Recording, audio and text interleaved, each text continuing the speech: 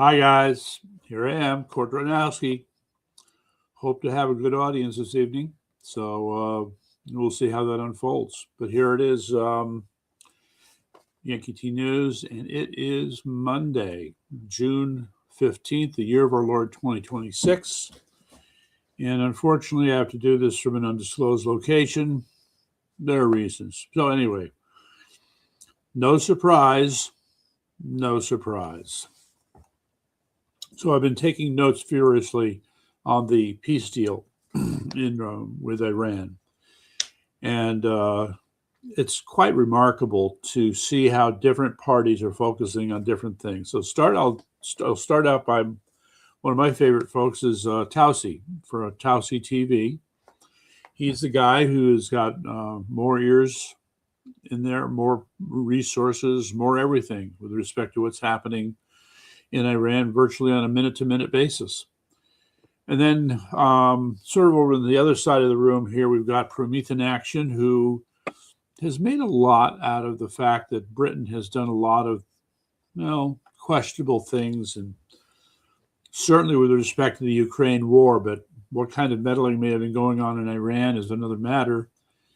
If it turns out, for example, that the City of London with its insurance companies may in fact be running drug cartels that have also benefited Iran. Well, we're still waiting for, I guess, confirmation of that idea. Quite remarkable. But let's just for the moment focus on this peace deal, such as it is. Hopefully it's clear to enough people by now that the kinds of words that have been used initially by President Trump and Vice President Vance are perhaps a little misleading while they do lay out the facts of the agreement. I find it not helpful, quite frankly. It's being presented from a point of view that, I don't know, maybe I'm not familiar with it, maybe I don't feel comfortable with it. You keep speaking in terms of, how would I put this? Something that's a fait accompli, something that's already done. And if anything, it's the opposite, right? Because as one person put it, we see what's happened with this deal, whatever adjective we want to put to it, and it's going to be a bumpy road. There will be mistakes. There will be problems. There will be unexpected developments, okay? And we are sitting here going, well, what's really happened? Okay, on its face. So we're told that the Strait of Hormuz is being opened up. The blockade is going to be lifted. All right, that all sounds good. Now, with this, though, there is the problem, which is that this deal has been described also as performative.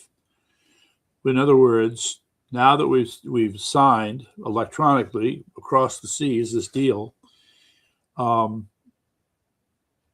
going to have to see some good faith actions on the part of Iran. First is letting traffic flow freely through the Hormuz Strait again.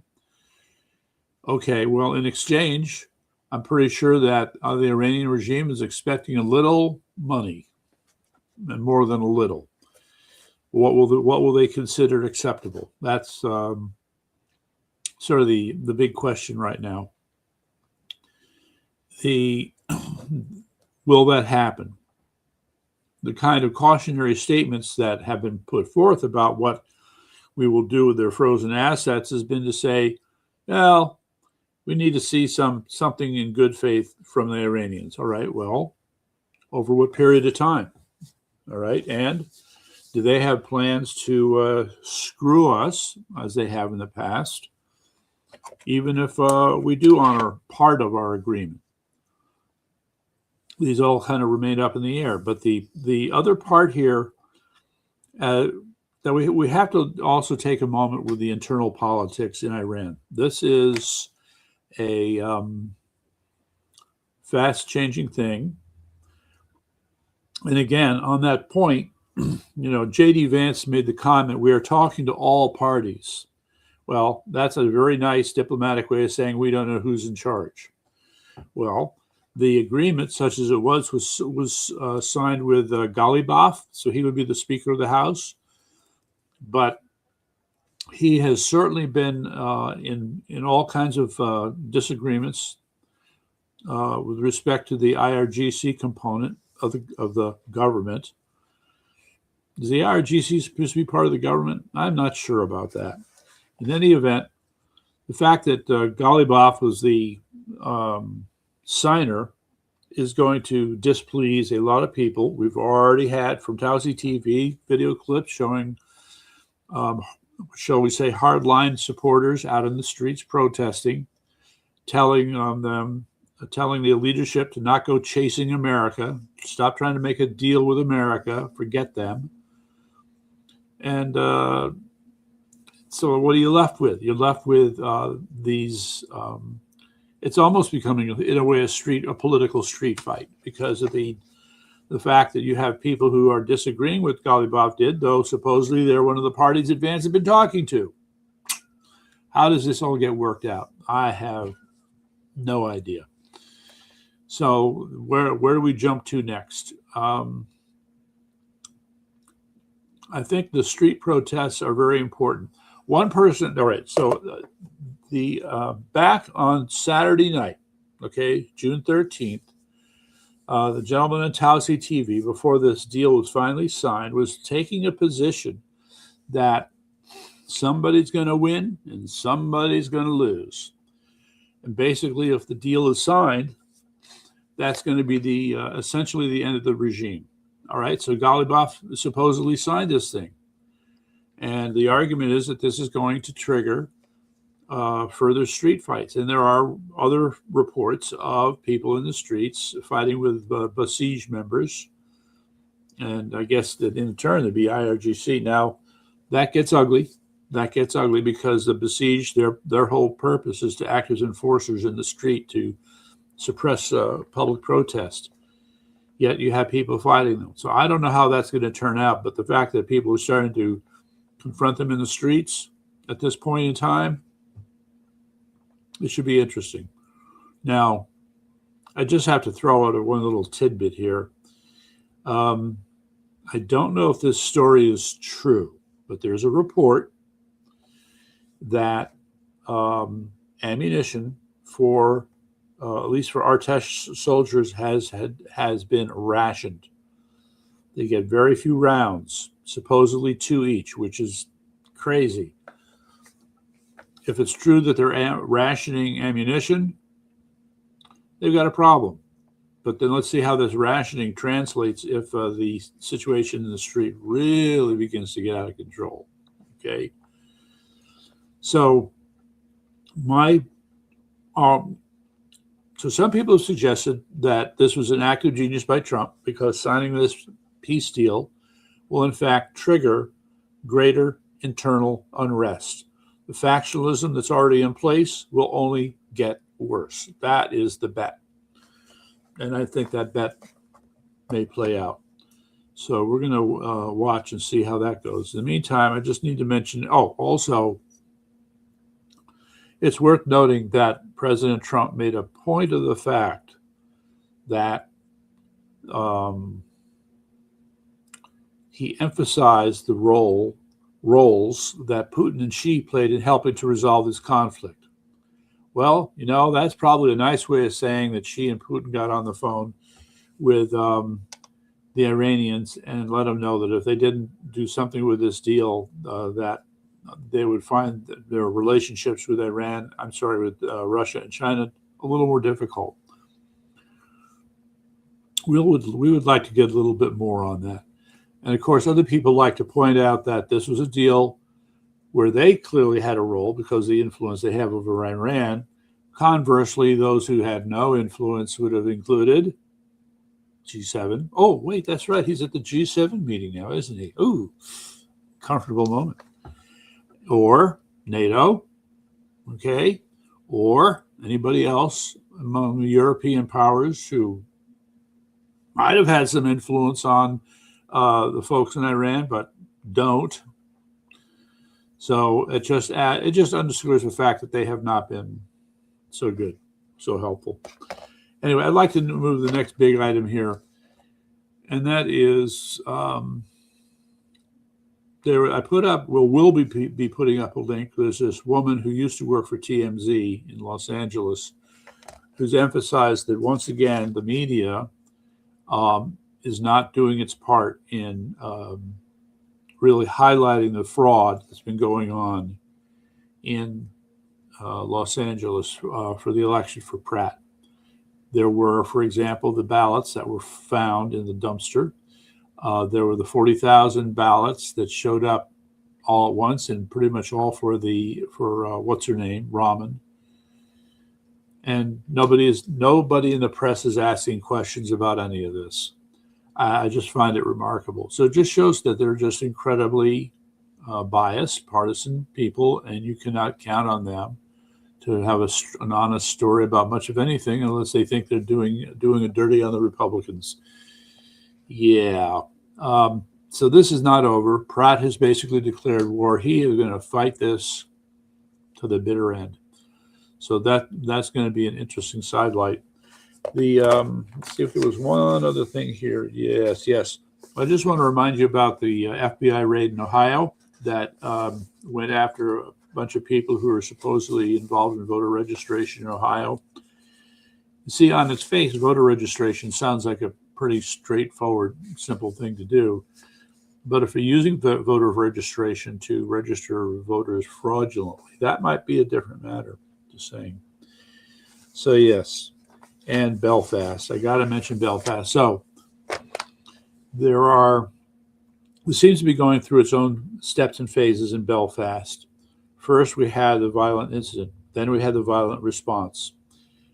And then we start to see the demonstrations. So here's the surprise, though, ladies and gentlemen. You have Northern Ireland, which is a part of England, Protestants, who do not like the people in Ireland who are Catholic, and both getting out in the streets and demonstrating for the same thing, which is to get rid of the illegals. The idea that two groups of people in Ireland who have been at each other's throats for many, many, many years are now suddenly going to work together, I think that's going to change the look of things pretty soon. It's to be watched like everything else. Now, I need to say something about the SpaceX IPO. Eric sent me this video of a woman who was walking us through the nature of the scam, if you will. So, by her account, Elon Musk is making very clever use of the equity that is already in X. And somehow the equity that's in X has been combined with SpaceX. And then there are other deals, cross deals that have been worked in terms of the components of the SpaceX company. That this could blow up in his face is something that we should not overlook. I don't know how much time is going to be on this before people start to ask serious questions. But and then there's the Starlink component and X. I'm sure there are a couple others. The Boring Project, which might turn into something.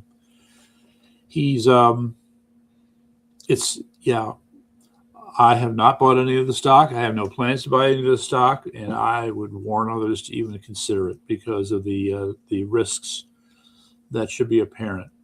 That he would have to stoop to a level where he's manipulating the various assets in his other companies to make SpaceX work. That's a red flag to me. All right. I don't know about you, but that's a red flag to me. So let me just grab a couple of the things here. That's okay. That's weird. So I saw this. I always like we all do, we like to do a little news of the weird thing.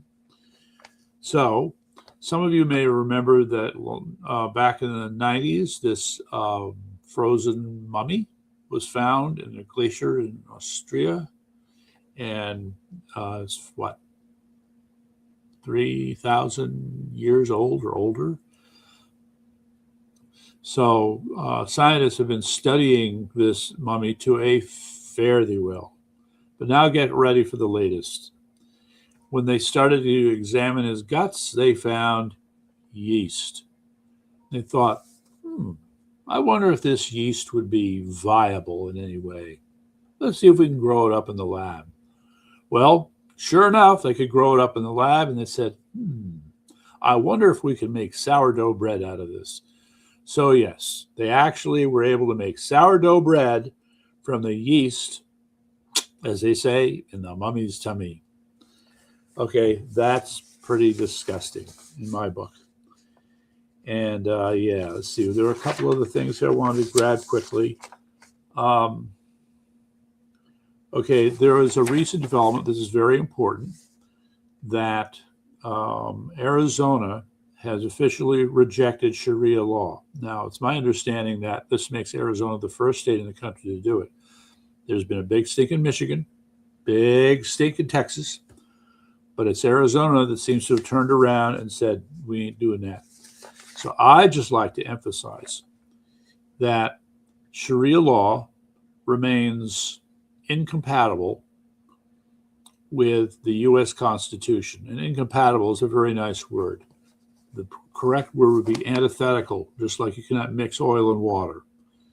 There's so many provisions of Sharia law that just violate constitutional standards. I don't see how it would have any place in, quote, American jurisprudence, though they try. All right. One queer thing, though, about what happened with the Arizona, at least the information was presented. All right. So they didn't seem to talk so much about the unconstitutional nature of Sharia law, which is big, and it should be item number one. Instead, they were talking about how women should be upset with Sharia law because under Sharia law, they become big losers. Okay.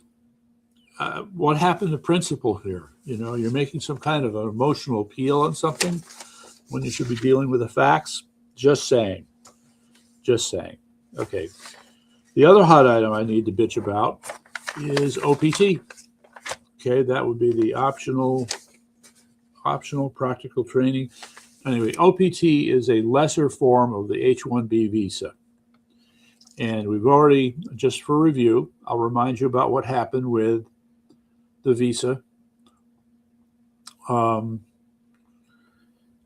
It was learned that there were approximately 11 Indian universities issuing fake graduation certificates to students who wanted to apply through the H-1B visa program in America. So you too, for $1,000 to $4,000, could be given a certificate that said you learned computer science when you didn't know one end of the computer from another. This is outrageous. So let me just pile on the outrage. University commits fraud, student commits fraud. And then the federal government doesn't vet the information. They end up being complicit in the fraud. Now it ends up in the lap of the company that's going to do the hiring. They don't do any checking. All they know is they want to hire this person because he's going to be cheaper. That he's incompetent, that he can't program a computer worth a damn, they don't know. But what happens? In he comes, sit him down, and the guy who's about to lose his job is told, you're going to train this guy, otherwise we're taking your benefits away. So he's going to train a person who knows nothing about computers. Any sense of injustice there? I think so. In the case of OPT, what you have is a lot of students who go to Canada under their what should I say, vocational training program, and then from there they apply to come into the United States. And so this is in addition to H-1B visa. The amount of fraud is simply appalling. So that has to be fixed. I know you're busy, President Trump, but this, if we're talking about restoring life for MAGA, for middle-class America, that has to be fixed once and for all. Now, attacking Turning Point USA. So there was this humorous video making fun of what's been going on with Turning Point USA, but it was the kind of tongue-in-cheek reporting that should concern anyone. I'll just get down to the basics. Erica should not be running Turning Point USA. That's one.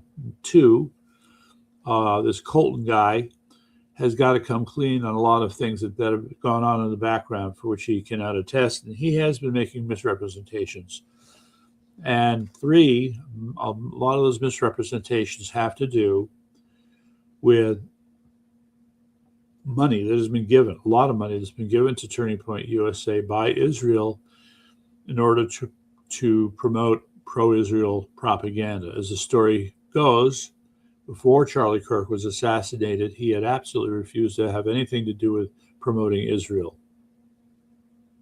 He's dead, and now they're looking at promoting Israel. I don't know. There's a temptation to draw a connection there. Just saying. All right. Let's see. I think those are my big points here. And what I hope to get on to, we really need to focus more on what's going on with election fraud. It is the threat to our elections that is coming up. So anyway, I'm done, and I appreciate your listening.